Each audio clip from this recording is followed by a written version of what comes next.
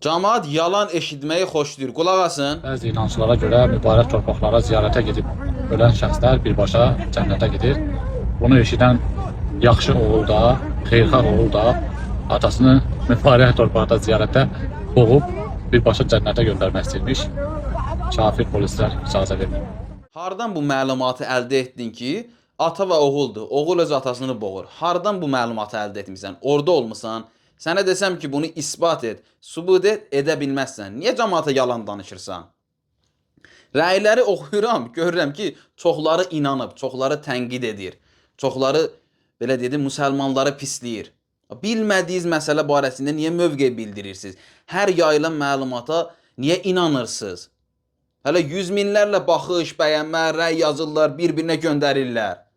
Hansı məntiqlə, hansı ağılla orada olmusan? Hər paylaşılana inanmaq lazımdır. Hər paylaşılanı paylaşmaq lazımdır. Bəyənmək lazımdır. Tənqid etmək lazımdır.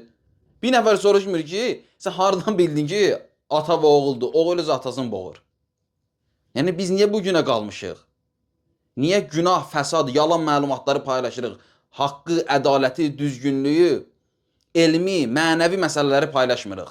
Özümüzə gələk əzizlər.